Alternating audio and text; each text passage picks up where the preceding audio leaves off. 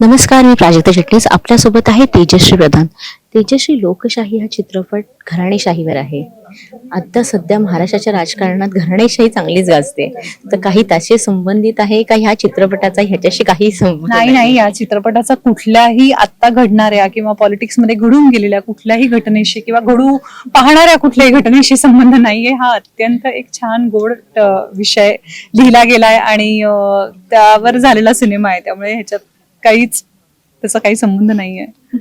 मला सांग, केवळ 5 दिवसात तुम्ही हे चित्रीकरण केलंय. जेव्हा तुला सांगितलं या सगळ्या चित्रपटाविषयी 5 दिवसात आपण करणार आहोत, हे थोडंसं वेगळं आहे कारण 5 दिवसात कधीच होत नाही. मग कशी प्रतिक्रिया काय होते तुझी? आश्चर्य वाटलं होतं, कुतूहल होतं, पण खरंच ठरल्याप्रमाणे त्या डिरेक्टरनी 5 दिवसात सिनेमा करून दाखवला.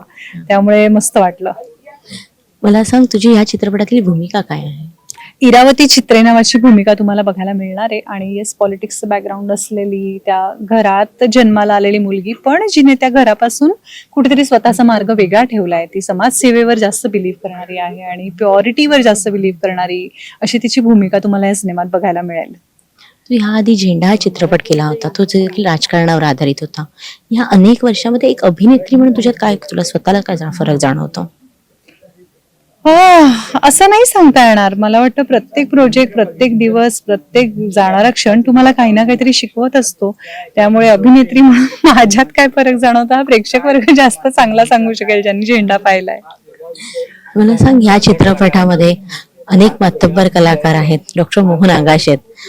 त्यांच्याबरोबर काम करण्याचा अनुभव कसा होता? मोहन काकांना मी जेव्हा जेव्हा भेटते तेव्हा मला खूप छान वाटतं, कारण त्यांची एनर्जी, त्यांच्यातली असण्याची, जगण्याची उमेद ही खरंच शिकण्यासारखी आहे.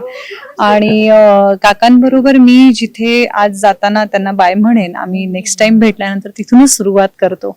त्यामुळे कधीच असं परकेपणा वाटत नाही, खूप आपलेपणा वाटतो त्यांना भेटल्यानंतर.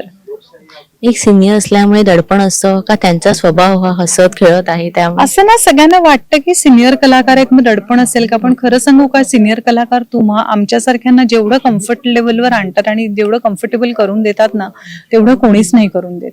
त्यामुळे त्यांना भेटेपर्यंत निश्चितच दडपण असतं, पण कुठेतरी या कलाकारांची ही सिनियरिटीच आहे किंवा त्यांचंच हे वागणं आहे की ज्याच्यातनं आम्ही फार कम्फर्टेबल होऊन जातो. मला सांग, हा चित्रपट राजकारणावर आहे. अनेक अभिनेते हे राजकारणाकडे वळतात. तुला स्वतःला राजकारणात रस आहे? नाही नाही नाही, कधीच नाही.